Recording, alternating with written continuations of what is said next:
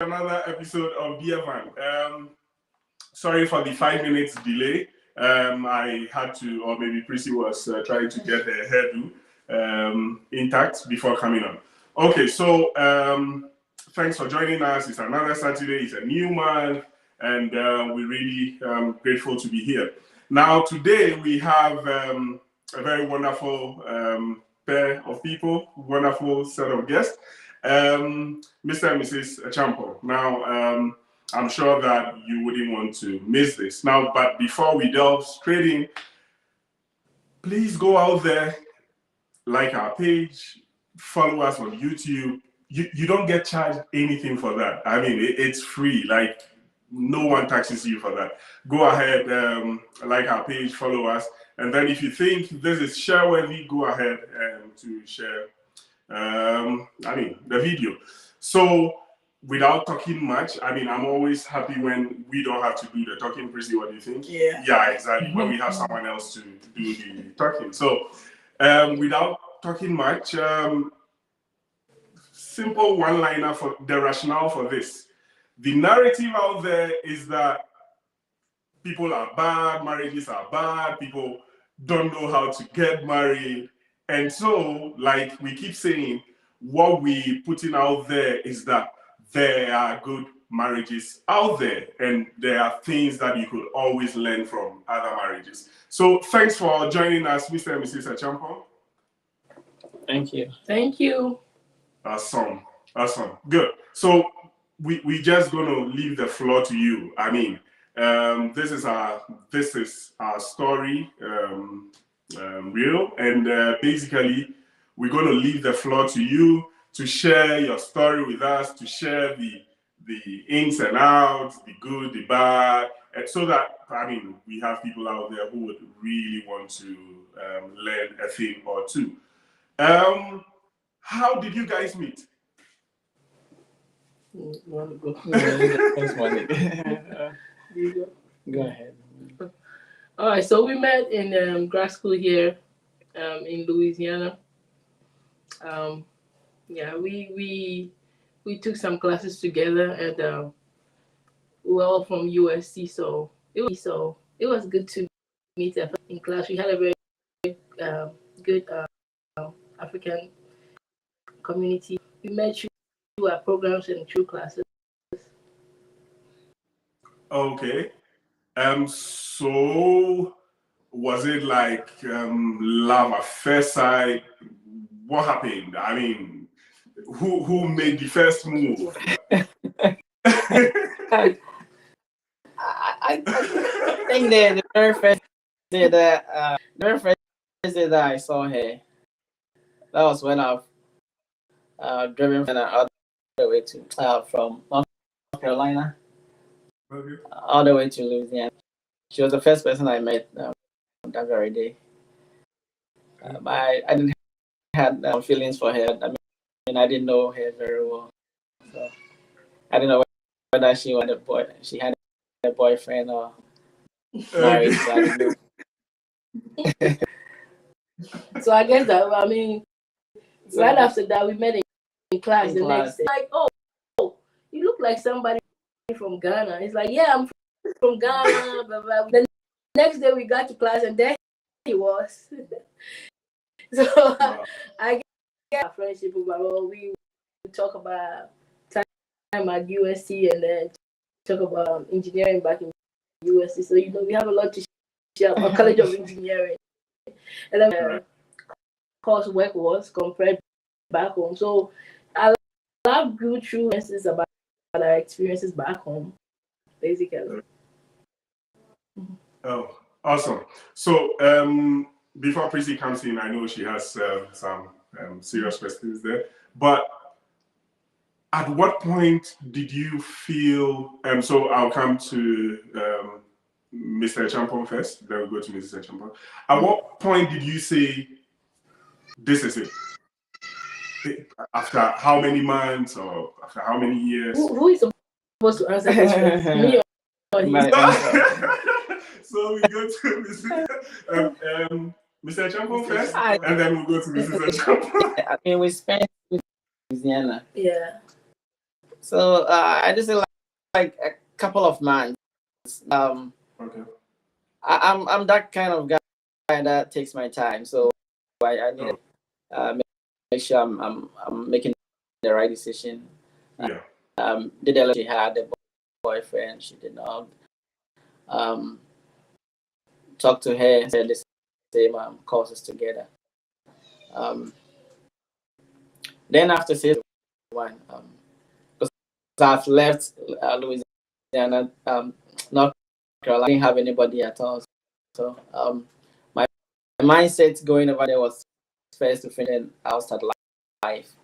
But when I met her and I knew she was the one, I told myself, After 6 months, this guy comes to me and said, "I think we should get married." I'm like, "Are you kidding? We are broke graduate students. Like, where did this statement come from for marriage?"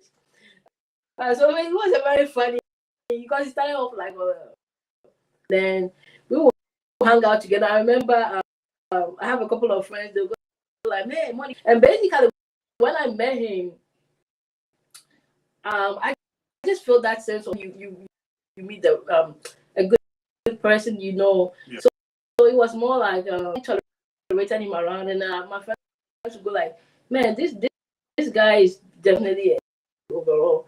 But as he said, it grew to friendship, and then was one night. It was more, we know we like each other, but it was just not like official. And then he was like, "Man, I think we should get married," and I'm like, "Man, you can just get up from 0 to let's finish grad school, and then let's figure out how life will go." Okay, that's how it started. Oh, okay. You have any questions? Yeah, so I guess I had a similar experience with Van. When he asked us to get married, I thought, this guy, like, is it not too late? Where is the money coming from? But then I was like, oh, okay, what? Like, there's nothing wrong with saying yes. Okay, so that's an interesting conversation there. I wanted to ask how you are able to cope with marriage outside the Ghanaian setting. Like after marrying, we know that in Ghana the environment is different, the setting is different, even the culture is different. But then here in the US, it's a bit also a different way of life here. And so, how did you cope with your marriage here in the US? yeah, I do think. Life in US compared to Ghana is our mindset when it comes to marriage in Ghana is different. In Ghana, the lady to the men to work. Just a couple of the ladies or the females do work. Majority of them they don't work. US is different. Man has to take care of the family. The lady too has to the man. So as a man, you also have to look at what the lady is doing to support you, and then you also have to chip in with the kid, helping out with the kids' choice. So you also have to and then help her out with. And I think to polish that a little bit, not like Ghana, the women don't work. Ghana, there is more help. Most people working. The traditional culture is way, and over here you come into the system here, and it's like for some part of the population, but most of us here, you see that the system challenges a provider, whether male or female. So then you don't have any help back home. You can a maid or somebody or maybe a family Yeah. member to take care of that. You can have it over here, but it's expensive. That's what I'm trying to say. Yeah, right. Yeah, exactly. So the Yeah. priority is how do you understand and navigate it together. I think it's more of as you said, this is more like the real world. This is just the two of you. Yeah. You don't have to come in with that way. You should come in, if it's love that is leading you, you should come in with that same understanding.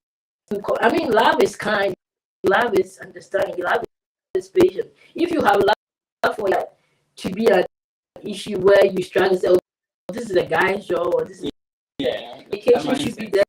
Yeah, the communication to be there. I mean, and then also, my husband's strength, I do leverage it. He's not perfect, but the same way he knows my leverage it.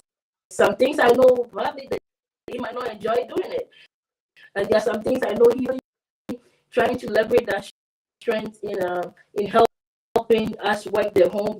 Then we have that understanding. Sometimes we have the burnout because most of us work we come to conclusion like, okay, maybe we need to hire a cleaner this weekend, or we need around the house. So we do that discussions when we get to that point, and we would call for that help as needed. And there's gonna be ups and downs in marriage. On the upside, you have to enjoy it. On the downside, you have to compromise and talk to your way out. If you decide to speak out, talk to her, make her understand what is bothering you, then lay on it out, so that nobody will have any grudge going to bed or within. Because the moment you start holding something in you, it has to come out, and that is when a lot of marriages just cripple. Yeah. Okay. Yeah. Right. And speaking about that, because that's actually my favorite part of interviewing people. I always go like, okay, and I'm going to ask you guys as well. You're going to share with us one experience where you felt like, wait for this one too. Come on. I mean, one of those moments. But you mentioned something about really letting out, I mean, communicating to get to the bottom of issues and all. How do you think you handle it if you think, okay, if I say this, my spouse isn't going to take it well? Do you still go ahead and communicate? You've been with her for some time. You know, when she's stressed out and you bring up an issue like that is gonna, one thing will lead to another, and then it's gonna be a big fight. Okay, so you have to take your time when to bring the issue up. You can even take her to out. From there, you can voice out some of the things that you do really appreciate her doing. Then from there, she now will understand where you are coming from, and then he will try to Okay. I think understanding, knowing when to really talk. It's very because some causes triggers. You know, for me like this, if I'm very tired and then conversation start, it just being that self-aware. I realize I'm very triggered. I look at him. I look at his demeanor based on how he's looking. So I make sure I capitalize the communication at the right time. Right. When there is heat or when there is I don't know. There are times, I mean, this is typically not something that happens in the house. Maybe you're all tired, or just take that break and then come back to it when everything is settled. Mm-hmm. Awesome. Very good point. So know when to communicate. I mean, the fact that you have something to say doesn't mean you should say it at any time. Figure out when is the right time. Yeah. Very, very good advice. Yeah. I also have a question for Mr. Achiampong. I've known Monica for a while, like for a very long time now. She's like my mentor from JSS. I always see Okay. Things I'm supposed to see a year ahead from Monica. I'll go and ask her, Monica, how is SS? So I know Monica is an achiever and she's choleric. How do you deal with a wife who is an achiever and a choleric? Because I know that for most people like that, they want things done, and when our spouses might not always see the things the way we see them, how do you as a husband deal with a wife like that who is an achiever and always want things done? Thank you very much for.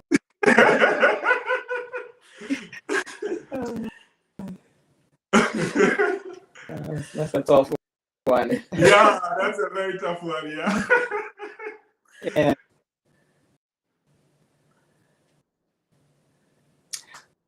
I mean, marriage, one, to me, is about love, but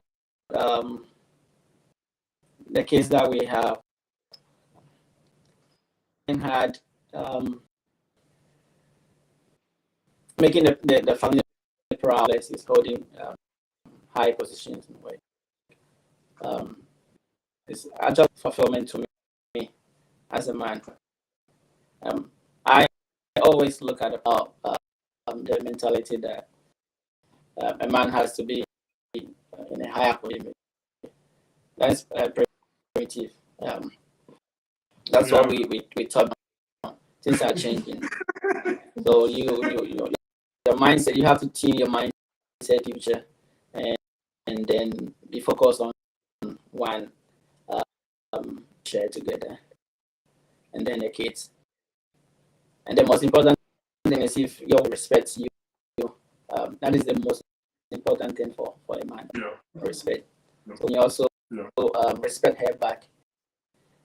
You have to tune your mind away from all the negative stuff from the outside, and then in the family. So to me, that is how I manage that. Okay. Well, okay, my next question is to Monica. So Monica, how are you able to have your way? So that's a good one. Rachel is very calm and collected, and I would say that I'm taking a lot of that. So before I'm married, I would normally freak out about some little thing, and he's like all chill, like, you know what, we're gonna figure this out. So I think that I have also taken a lot of his positive sides, and then I've also used my strength to compliment him. Because sometimes you go like, oh, baby, man, I think we need to move now. And then finding that sweet spot where we all communicate. I mean, at the end of the day, what you are all working towards, and then once both of you are ready to work with each other, like, oh, this week I got you. Just make sure just that communication, and then vice versa. When you start getting out of the way, or you are overwhelmed, each of you are overwhelmed, or you just need to take it all together.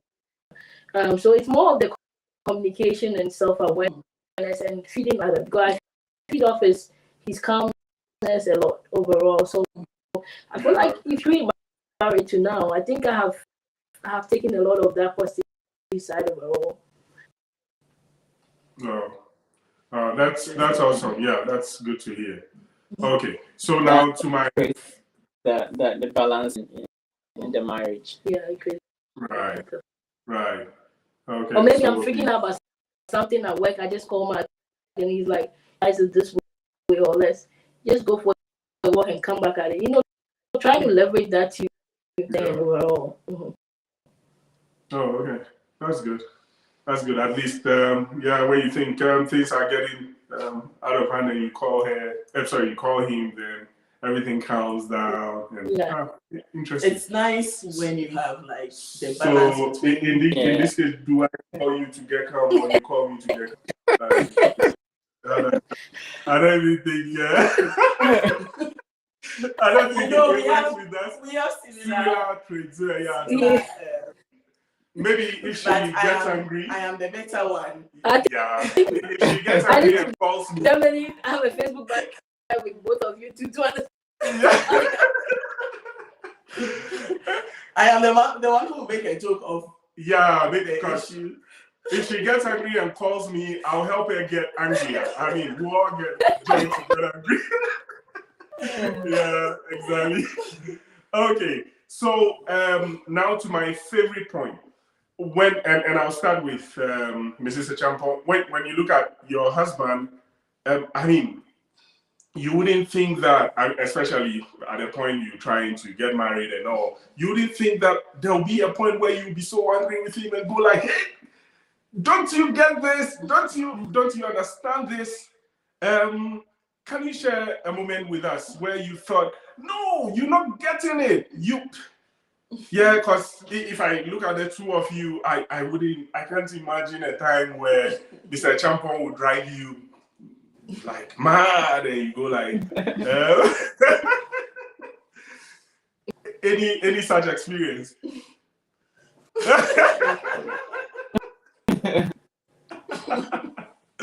No, I have a very short memory. He has a very long memory. Oh, okay. I'm looking at him to remind me.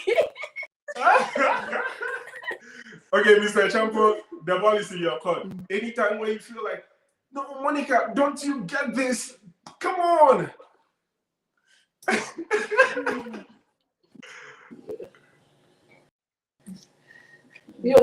Mark will never annoy us. So Whoa! Mark will walk away and let's go. I'm thinking about when. I'm also doing it. Okay. Oh, I mean, and that's good. It means that you don't even remember. I mean, and that's good. Yeah, I'm thinking about it. When it's getting heated, everybody works. Or maybe if we don't agree, just go like, let's come back. I mean, or let's sleep over it. So we hardly like. There's a lot of understanding from both ends. Right. I would tell you, Devin, I'm thinking that we ever let it get to that point. That point. Yeah. Mm-hmm. It's not worth it. Yeah. Right. Mhm. Okay, so to all of us listening, all marriages are not bad. All you've been hearing about marriages being Ukraine and Russia is actually not true, right? It's actually not true. Yeah. Okay, awesome. So if we ask for a word of advice to your younger selves before you got married, what would that be? I think. Work hard. Work before you get married, and once you get married, be patient and get the right person. Once you are in with the right and you believe in God, things will come into play. There will be ups and you'll be with the person for some time, and you will know his weaknesses and his strength.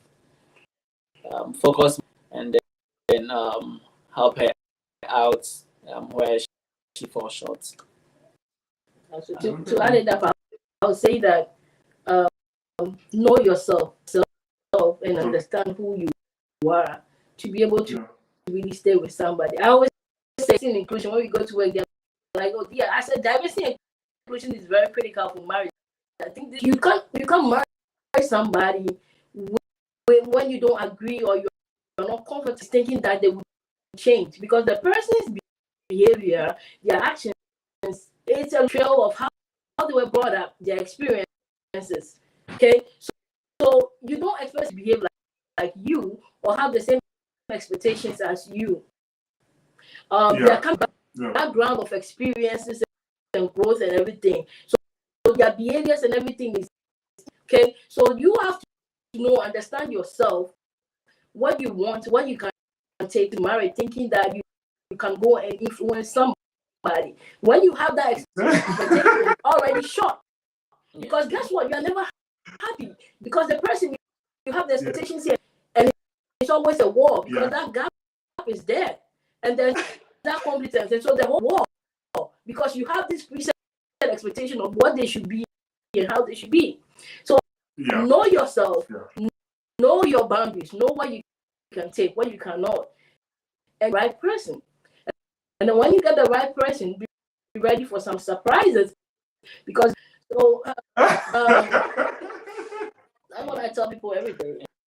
Self-discuss and don't have any don't set expectations. Both of you should set it, because you are two different people. Yeah.